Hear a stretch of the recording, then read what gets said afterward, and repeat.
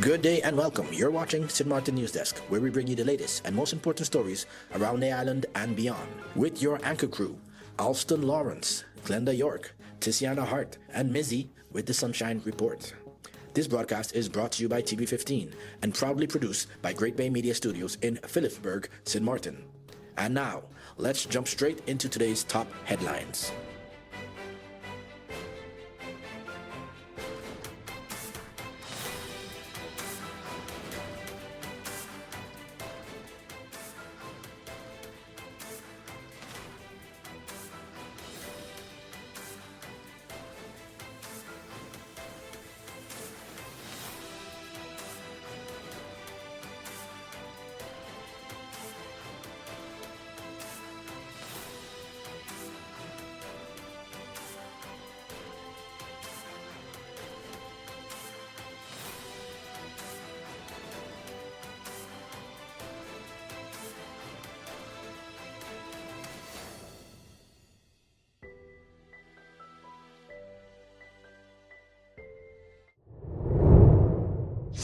Urged to make responsible choices for Carnival.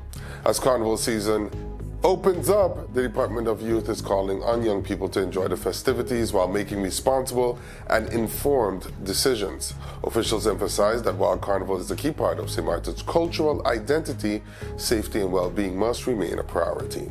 Youth are being encouraged to avoid alcohol and drugs, stay with trusted friends, and make choices that will not negatively impact their future. The department also reminded stakeholders of children's right to protection, highlighting the importance of safeguarding young people during large public events. Parents and guardians are being urged to take an active role by staying informed and guiding their children on which events are appropriate. Vendors and booth holders are also reminded to strictly follow age regulations, particularly regarding the sale of alcohol. The message is clear: Carnival should be a time of celebration, but one that is safe, responsible, and positive for all involved. Police make drug arrest as court delivers robbery sentences. Police in St. Martin have arrested 2 suspects in connection with ongoing investigations into the import and export of illegal narcotics as efforts intensify to combat drug-related crime on the island. A 36-year-old suspect was taken into custody on April 7th for the importation of soft drugs, while a second suspect, aged 22, was arrested a day later in connection with the export of hard drugs. Authorities also carried out a house search in the Middle Region as part of the investigation. Both individuals remain in custody as detectives from specialized units continue their work. Police emphasize that drug trafficking remains a serious regional threat, often linked to organized crime, violence, and money laundering, and noted that cooperation with international partners is key to disrupting these networks. Meanwhile, in a separate case, the Court of First Instance has convicted 4 individuals involved in the violent Splash Jewelers robbery in July 2025. Sentences range from 6 to 7.5 years in prison, reflecting the severity of the coordinated attack. The court heard how suspects used the vehicle to crash into the store, threatened security with a firearm, and assaulted a store manager with a sledgehammer during the robbery. One additional suspect was acquitted of direct involvement but convicted of handling stolen goods. Prosecutors say the case sends a clear message that violent, organized crime will be met with firm legal consequences. Justice Minister details youth crime strategy. Justice Minister the Honorable Natalie Tacklin has outlined a comprehensive, multi-layered approach to tackling youth crime in St. Martin, focusing on prevention, rehabilitation, and enforcement. Speaking in Parliament, the minister emphasized coordinated efforts between police, schools, and social services, highlighting the role of the KPSM Youth and Morale Division in assessing cases and applying targeted interventions. Community police officers and school resource officers are actively engaged in schools and districts, leading initiatives such as anonymous reporting systems, anti-crime campaigns, and direct responses to incidents. Several youth-focused programs are also underway, including therapy, skills training, and early intervention projects targeting at-risk behavior. This ministry is also advancing plans for a care and safety house aimed at improving coordination between health, education, and justice sectors, while participating in regional initiatives to reduce youth gun violence. Tackling stressed that these efforts are backed by legal reforms to strengthen juvenile justice systems and ensure long-term effectiveness. The minister concluded by calling for collective responsibility, stating that investing in young people remains critical to the country's future, safety, and stability. Hello, my people. My name is Glenda York of Sit, Sip, and Chat and Moms in Paradise podcast. You can find us on TV 15 St. Martin, TVC St. Kitts, and on YouTube. Reporting from Great Bay Media Studios in St. Martin, your news desk feature story is coming up. But first, here is Mizzy with the Sunshine Report. Hey there, it's Mizzy with the Sunshine Report, straight out of Sunshine City, St. Martin, bringing you the warmth and the sunshine you need to kickstart your day. So let's dive into the forecast and see how the skies are treating us.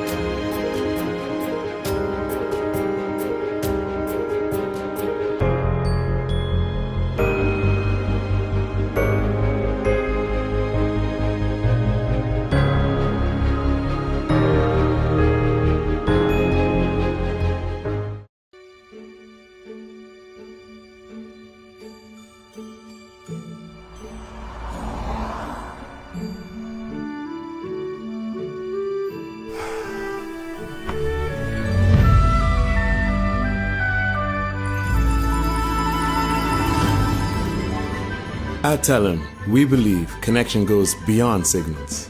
It's about people. From every call, every laugh, Hi, Merry Christmas. Thanks for calling. every moment shared across our island, Game time.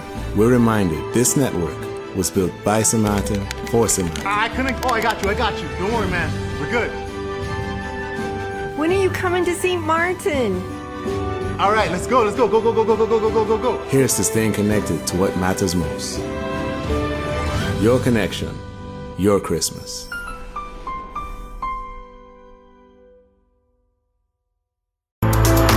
Stay connected to the best of local and Caribbean content anywhere, anytime with the TVC Plus app, the official app of TVC Channel 40. With the TVC Plus app, you can watch TVC Channel 40 live, catch every episode of your favorite shows on demand, watch exclusive pay-per-view content, listen to Voice of the Caribbean radio, and watch and read SKN Newsline. The TVC Plus app is available on all your devices. On the Google Play Store, search TVC and the plus sign. In the Apple App Store, type the words TVC Plus. And we're also available on the Amazon App Store for Fire TV and Fire Stick devices. Search the words TVC Plus.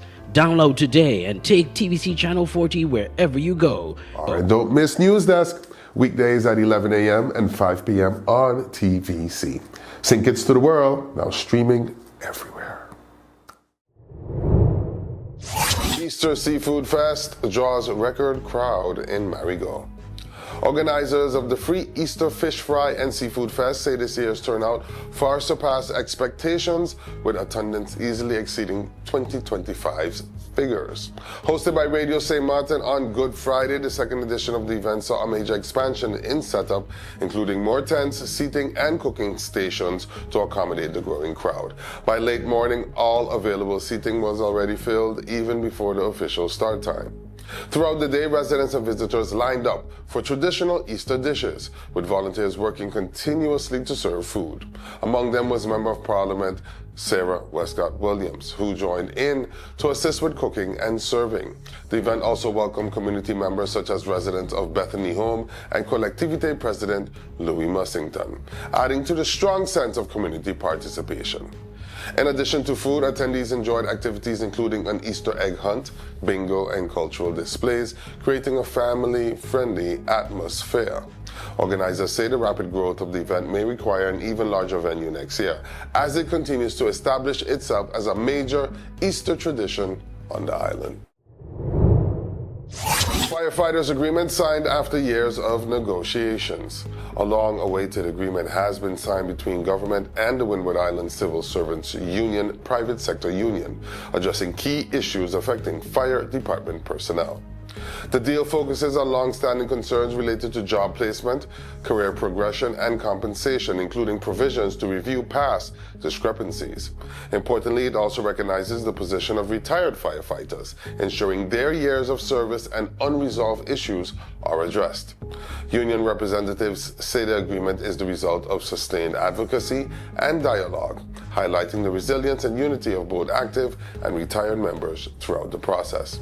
While seen as a major breakthrough, officials note that discussions will continue to resolve remaining matters and strengthen the overall framework for the fire department. The union says it will closely monitor implementation to ensure transparency and that the rights and well-being of all personnel are upheld.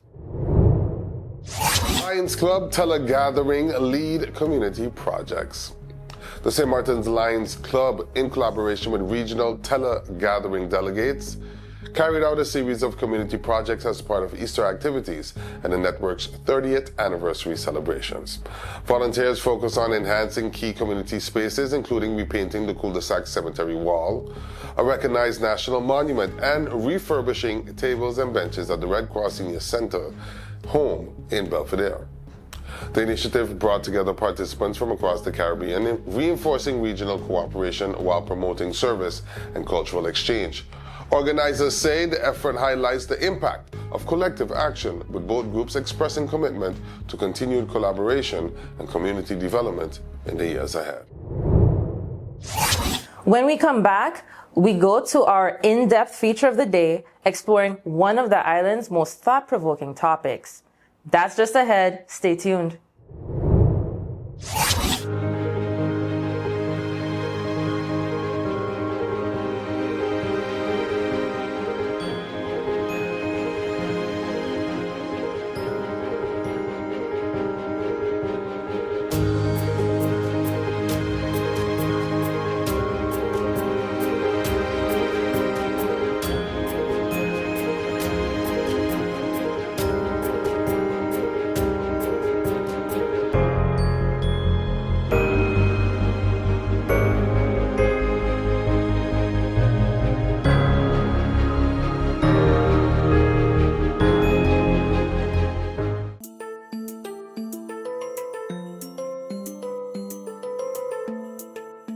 You know, we all talk about having rights. And yeah, we do. We have the right to be safe. The right to learn and get an education. The right to speak up and be heard. The right to dream big and build our future. But listen, rights don't stand alone. We also have responsibilities. Real talk, if we want respect, we gotta give respect too.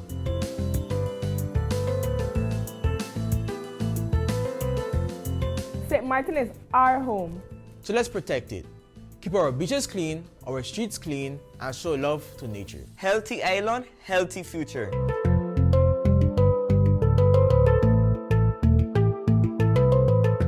Our parents and guardians do a lot for us.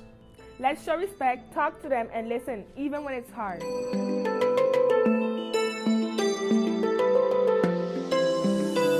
School prepares us for life. So we show up, we stay focused, and we put in effort. We want opportunities, so we work for them.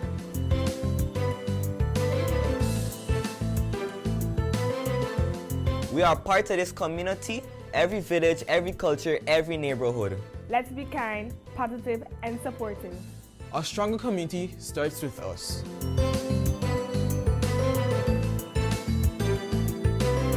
And most importantly, we are responsible for ourselves. We make healthy choices for our mind and body. We believe in our goals and our voice and our future. Our rights give us power, our responsibilities make us leaders. Together we rise. The Convention of the Rights of the Child isn't just a policy, it's protection and responsibility. When our children learn their rights, they are better prepared to take on their responsibility. This public service announcement is brought to you by the Department of Youth.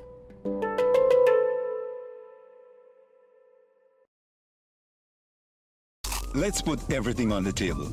People always give their opinion, and you can either take it or crunch it. Let them judge. We give in to the most irresistible flavor. We devour every nugget that falls in our hands, especially when it's our crunchy fried chicken. And let the crumbs fly if needed. Let them keep judging. We'll keep indulging. KFC, it's finger licking good. You could talk to your family, talk to your friends. Affordability and convenience. Community connection, that makes sense. Reliability with experience. Hey, for every laugh, every adventure. Number one provider, they got ya. We tell them your data is always on. You can opt out whenever you want. Tell them we always on. For every moment when you want more. Tell them we always on. Stay connected when you want the road. Control my data, yeah, yeah, yeah. Always connected every time, everywhere. Money low, but I never fair. I know, tell them is there. Connectivity, that's what I like. Flexibility, that's what I like. Reliability, that's what I like. Tell them, sign me up for life. Tell them we always on. For every moment when you want more. Come tell them we always on. Stay connected when you want to go. Come tell them we always on. For every moment when you want more. Tell them we always on. Stay connected when you want to road.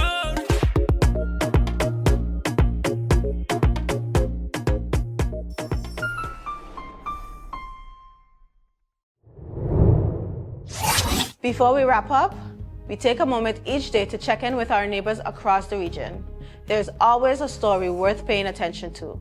Here's today's regional headline. Caribbean Airlines reports ongoing losses linked to Air Jamaica takeover. Caribbean aviation is back in focus as Caribbean Airlines reports significant financial losses tied to its operations in Jamaica more than a decade after acquiring Air Jamaica. The airline based in Trinidad and Tobago has recorded losses exceeding $250 million US dollars from its Jamaican operations since the 2011 takeover. Financial reports also show continued losses between 2012 and 2025 linked to maintaining the Jamaican base. Air Jamaica was officially merged into Caribbean Airlines in 2015, ending its independent operations. However, the expected boost in regional travel and profitability did not materialize, with the airline facing ongoing operational and financial challenges. In recent years, Caribbean Airlines has undergone leadership changes and route adjustments as part of efforts to stabilize its operations. Some routes, including services from Jamaica to Fort Lauderdale, were discontinued due to reduced demand. The airline is now seeking ways to improve performance and strengthen its financial position as it works toward recovery in a competitive regional aviation market. Industry observers say the situation highlights the broader challenges of sustaining regional air connectivity in the Caribbean, where small markets and fluctuating demand continue to impact airline profitability. That's the latest from across the Caribbean region. Shout out to our viewers across the Caribbean watching NEWSDESK. Here's a regional fact. Air travel remains the primary way Caribbean islands connect with each other, making regional airlines essential to movement, trade, and tourism. That's the latest from across the Caribbean watching NEWSDESK. Here's a regional fact. Air travel remains the primary way Caribbean islands connect with each other, making regional airlines essential to movement, trade, and tourism. That's the latest from across the Caribbean watching NEWSDESK.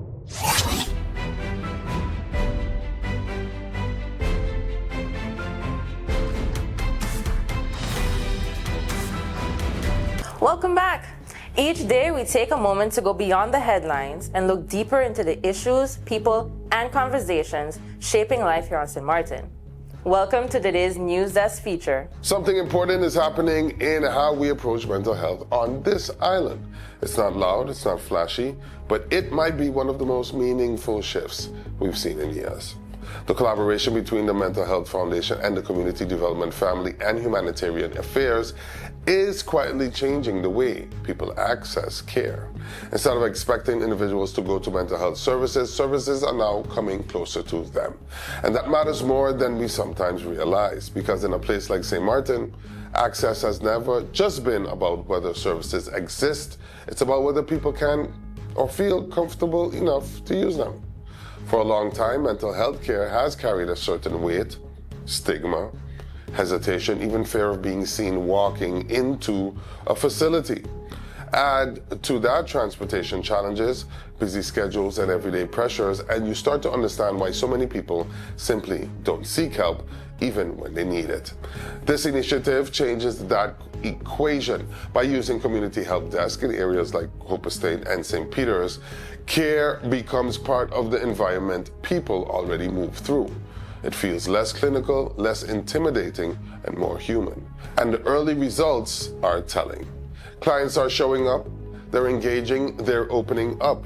Some say it's easier because it's closer to work or school. Others say it's the privacy, being able to access support without the visibility of a traditional setting.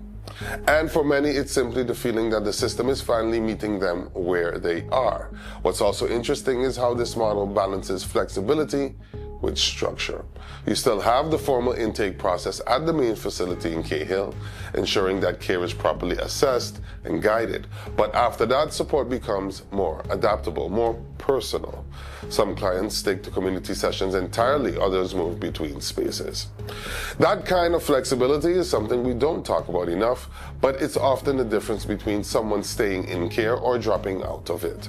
And here's the bigger picture. Across the Caribbean, small islands are dealing with the same challenges: limited resources, growing mental health needs, and a cultural hesitation around seeking help. So what we're seeing here isn't just a local solution, it's part of a regional shift. A realization that mental health care cannot remain centralized and distant. It has to be visible, accessible, and normalized. Now, this initiative is still evolving. Some locations are more active than others. Demand is still shaping how services are distributed. And there are plans to improve and expand these spaces further. But the foundation is there. And maybe the most important takeaway is this. This isn't just about adding more services. It's about changing how we think about care altogether. Because for many people, the biggest barrier isn't whether help exists, it's whether it feels reachable. And for the first time in a long time, that gap is beginning to close. That's all the time we have for today's edition of St. Martin News Desk. Thank you so much for joining us. Remember, new episodes premiere every weekday at 8 a.m. on TV15 and across all our social media platforms. From all of us here at News Desk, we wish you a fantastic week ahead. Until next time, stay friendly, St. Martin.